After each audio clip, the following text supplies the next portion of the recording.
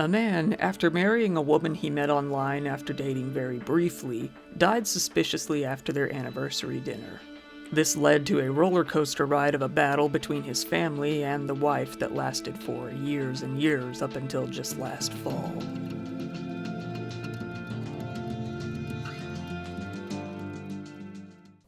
The subject of today's story is a man named Barry Pring. Barry was an IT consultant from Devon in the UK, living in London at the time.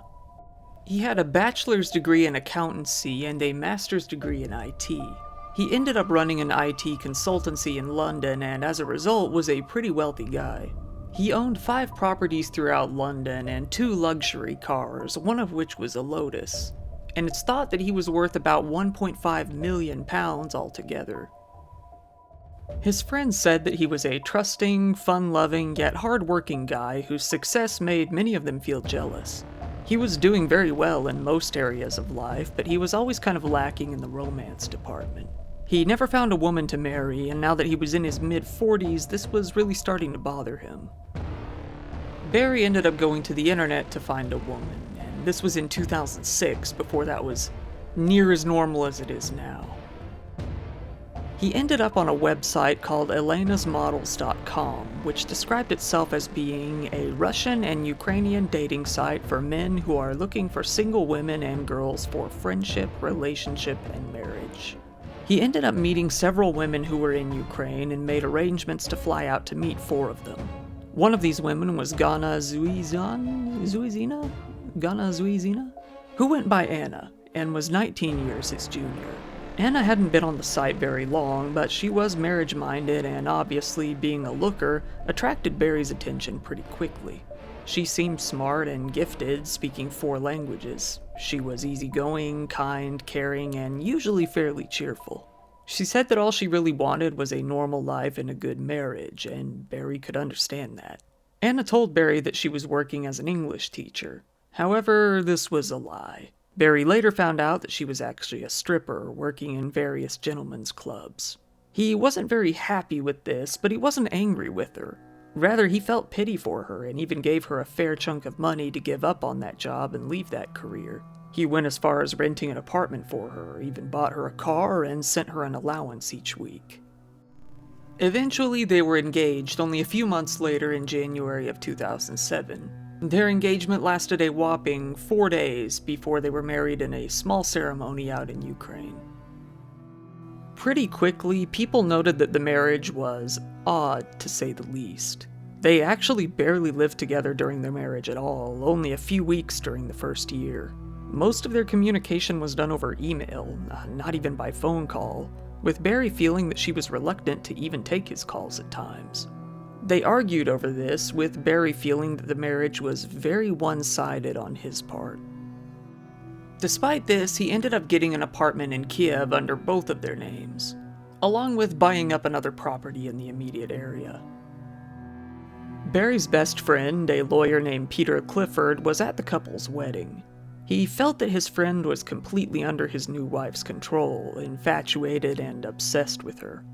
He felt that the whole ceremony felt very unnatural, not genuine at all. After the couple had been married, Peter was invited out to dinner with them one night. It was at this dinner that Anna said something that kind of gave him goosebumps. When speaking of the local police in Kiev, she said, "Local police are corrupt, and if one pays them, one can get away with anything." It was absolutely no secret that Barry's parents didn't like Anna either. It's evident that they were unsupportive of their son's decision to marry her very early on, as they weren't even invited to the wedding. They claimed the marriage was odd, a complete sham even, saying that they did not act like a regular newlywed couple. They felt that Anna was with him purely for his money and nothing more. 1 year later, in January of 2008, Barry and Anna were celebrating their 1-year anniversary wedding together in Kiev. They went out to a nice restaurant together, blowing quite a bit of money on fancy food and drinks in the process. Barry was elated. At 47, he was finally able to have his nice wife that he had always wanted. He flew out that day just for this dinner. They had a lot of catching up to do, as they had only spent a few short weeks together during the entire year they had been married. After the meal was over, they decided to call a taxi and head home. but they were disappointed to hear that another one wouldn't arrive at the restaurant for about another 40 minutes. Instead, they decided to walk over to the nearest road and try to flag down an oncoming car and hitch a ride. They both climbed over a 3-foot-tall barrier in order to get onto the shoulder of the road. It was at this point that Anna realized she left one of her gloves back at the restaurant table. She left Barry there to go grab it. It wasn't long after walking away that she heard 2 loud thumps behind her. Barry Pring had been struck by a vehicle while on the shoulder of the road. Witnesses said that the car, believed to be a VW Jetta, was speeding rapidly, going about 75 miles per hour when it hit him. He was thrown about 30 meters away. His injuries were fatal, and it didn't take long for him to pass away. There's no evidence that the car braked or even slowed down at all upon hitting him before leaving the scene as quickly as it came. Witnesses felt that the car had hit him deliberately. On the ground at the scene, a false registration plate and a fake taxi light were found, believed to have fallen off of the offending car as it hit him. Back in the UK, Barry's brother got the kind of phone call that nobody ever wants to receive in the middle of the night. It was Anna saying, "There has been a terrible accident. Prepare yourself. Barry is dead." She said that she was standing right next to him when the car hit him. The way she told the brother left him very confused, even feeling a bit suspicious. Anna then called Barry's mother as well. During this call, her story slightly changed, as she didn't claim to be standing next to him when he was hit, but rather stated that she was walking away when it happened. Anna had Barry's body sent back home rather than be cremated in the local area, as per his family's request. However, she did not attend his funeral. Sometime after the death, Anna traveled back to London. She sold off Barry's Range Rover along with the contents of his apartment. She also took some money out of his bank account. Now, as next of kin, it was completely within her rights to do so. However, this understandably greatly offended Barry's family and obviously did not paint her in a very good light. This case was initially investigated by the Ukraine authorities as a simple hit-and-run accident. However, after a few years, they had the case reclassified as a murder following Barry's family's very vocal opinions. They had been voicing their concerns for years. An extensive investigation was never able to really identify the vehicle or the person driving it, and no one has ever been charged in connection to the death, which was listed as multiple injuries. Although Barry's body was released back to the UK, there was a bitter disagreement between Anna and the family over where the ashes should be placed. That particular argument led to the funeral facing multiple long delays. The coroner, Dr. Elizabeth Earland, said that she felt that Barry Pring had been unlawfully killed, although she obviously couldn't say who exactly was responsible. "I am satisfied that having heard all the evidence, much of it circumstantial, nevertheless in my view it is overwhelming. I am satisfied beyond reasonable doubt that Barry John Pring has been unlawfully killed," she said. She noted that Barry's guard was down due to being a bit tipsy. She voiced her suspicions about the car having both fake plates and neglecting to either slow down or stop at all after the accident. It was all very suspicious, but it still could have been a fluke and unplanned in any way. But she did feel that Barry could have been tricked into standing in that position that night. Although that was just a theory and it was impossible to know for sure. Both Barry's mother and his father started to suspect that Anna had something to do with Barry's death, and it didn't take long before they were flat out accusing her of organizing for him to be murdered. They mainly based this on their previously existing negative view of her, saying that she was very cold and not at all loving or caring. They ended up hiring a private investigator over in Ukraine, feeling that the authorities did not adequately investigate the possible murder. They spent over £100,000 on this PI, only to have him come back with very little new information. But they felt that they were denied justice, and they were desperate. Members of the Devon and Cornwall police looked for Anna in London to ask her a few questions, but she was no longer in the area, likely having gone back abroad. It had turned out that the fake plates that fell from the vehicle were stolen from a vehicle parked near where Anna was living at the time, leading to more suspicion against her. Barry's father wanted to tackle the case through a political route, but claimed that the Ukrainian police were a part of the cover-up. He said that the police never investigated the incident properly because they were involved somehow. He accused Anna of having a relationship with a man who could control the traffic police. It is still unclear where this assertion comes from. After years of doubts and suspicions, an entire decade, an inquest was held in January 2017, a legal investigation into the circumstances around a person's death. They would try to establish how, when, and why the death occurred. It's held in a coroner's court, and witnesses are called to explain the circumstances. People related to the victim can also raise questions about the death and give their explanations around the surrounding circumstances.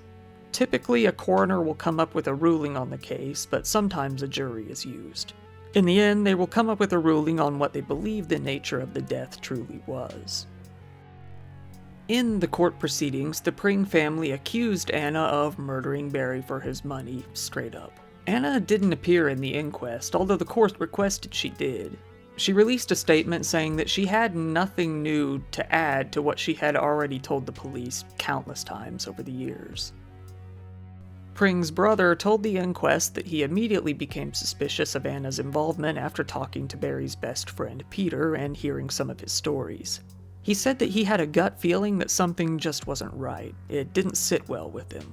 When speaking of the call he got informing him of the death, he said, "It was very calm, very callous. There was no emotion. It was cold. I was prepared to come to Ukraine right away because my concern was for her. Afterwards, I had a gut feeling that things weren't right." Mr. Clifford said it was possible that my brother may have been murdered for his assets and went through a list of reasons why. The family believed that Barry was drugged before he died, his brother saying, "Upon leaving the restaurant, Barry was staggering and barely able to support himself. He hadn't had a lot to drink, and the British coroner's report showed his blood alcohol levels to have been relatively low." In the end, the inquest concluded that Barry Pring was unlawfully killed, but that's as far as their conclusion went. But later down the road, the High Court quashed this ruling. They were unhappy with the way that the inquest was conducted and ordered an entirely new one to take place. This wouldn't actually happen for several more years. So let's move forward. It's now July 2021. I feel like a lot happened last summer. Like, we've already covered several things on this channel alone, but anyway. 2021, the new inquest is finally taking place. It's taking place at the Bristol Civil Justice Center under Judge Matthews. In the years leading up to this, Anna had moved to Spain and gotten remarried. She also had her name changed. She was now known as Juliana Moore. Her lawyer stated in the inquest that he felt that there had been a gross misrepresentation of his client's position during the previous inquest. He pointed out that, adding insult to injury, the Pring family invoked a forfeiture rule in Anna's inheritance from her husband, saying that she should not receive it because she had murdered him. In order to defend the murder allegation, she was forced to engage with the forfeiture rule which had been raised against her. If she had not, she would have been labeled a murderer. To suggest she's in this for the money, as opposed to defending the murder allegation against her, is a nonsense, the lawyer said. Anna, Juliana, who was now 42 years old, was speaking over a video call from Spain, with travel being, let's say, not as easy over the last couple of years. John McLendon, QC, who was representing Juliana, would ask her, "Did you pay anybody to kill Barry? Did you give any consideration, whether sexual or property or anything like that, to reward them for killing Barry?" To that, she said, "No." The counsel to the inquest proceeded to ask her a few more questions. They asked about 2 phone calls she had placed around the time Barry was killed, both to men, one being her builder and one being her colleague. She was asked, "Did you make any arrangement with either of these 2 men in relation to the incident that killed your husband?" To that too, she said, "No." She was further asked if she was motivated by greed to marry Barry and kill him for his money. She gave a bit more of a lengthy statement this time around, saying, "For me, my life would be much better with Barry than without him. I don't know why anybody would suggest that I would like to kill him to get some money. I knew about the large mortgages he had. Whatever media was blowing that out there were millions or whatever or inheritance, it's not true. I was quite aware of substantial mortgages he had. My life financially would have been much more comfortable having Barry than not having him. She added that, if anything, she would have been much better off if she had just divorced him, if the case had been that she didn't want to be with him. If it were only a divorce, she wouldn't have had to deal with an investigation, and she wouldn't have had to share anything with his family. The inquest got ridiculous enough to the point where Anna had to actually deny, under oath, that she had hypnotized Barry in order to kill him. After the initial assertion that it was hypnotism, the family kind of toned it down a bit and said, okay, well, he was just infatuated to the point where it may as well have been hypnotism, but, still. Barry was a grown-up man. He was very strong-willed.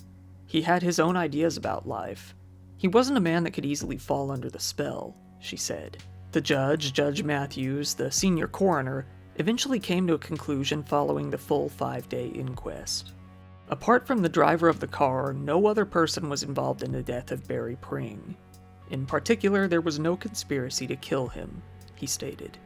He felt that there was not a single piece of direct evidence to show that Juliana was involved with the death, much less that there was some big conspiracy out there to cover up the whole thing. Instead, the allegations against her were based purely on circumstantial evidence and opinions. The judge said that, even if Juliana was cold, or even if Barry was infatuated and manipulated by her, that wasn't grounds to accuse her of murder.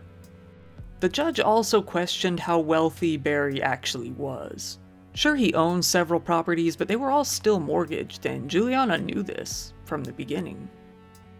The Pring family brought up the odd choice of restaurant for their anniversary meal, being that it was next to a fast road, as if that's a reason not to go to a restaurant. But anyway, the judge shut this down as well, saying it was simply a restaurant that served the kind of food they both liked. He also noted that there wasn't any evidence whatsoever that Barry was drugged. Even when it came to the phone calls that Juliana had supposedly made near the death, the judge pointed out that the police were never able to establish if they ever even took place. The family asked why in the hell the couple would try to flag down a car and hitchhike, but the judge pointed out that there was clear evidence of this being a common practice in Kiev at the time.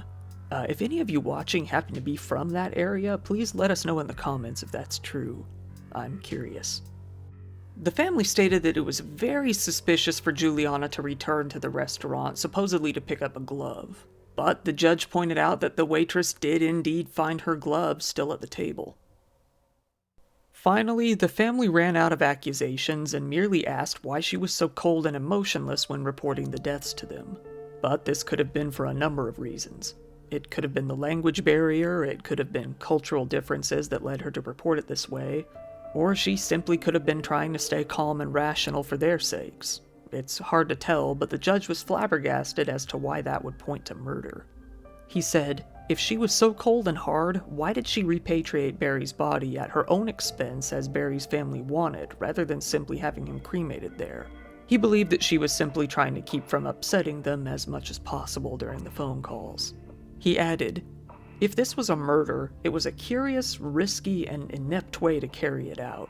The driver could not have been sure of hitting Barry in a high-speed collision, and if he hit him, that he would kill him. In my view, there are too many ducks to be lined up in a row in order for this to be a sensible means of carrying out a plot to murder. I am not persuaded that there was ever a conspiracy to murder Barry Pring, much less that Juliana Moore was a part of it. After this, the family officially withdrew their allegations of murder against Juliana Moore. They released a statement saying that she indeed had not murdered him. Likely mostly out of fears of being sued now that the court had officially ruled that she had nothing to do with it. To this day, nobody has ever been charged in the hit-and-run killing of Barry Pring. I'm interested to see what you all have to say about this case in the comments. Do you think Juliana had anything to do with it? Do you think it was even planned at all, or if it was just a reckless driver? I haven't really seen much discussion about this case online when I was researching this, so I'd be interested to hear what you have to say.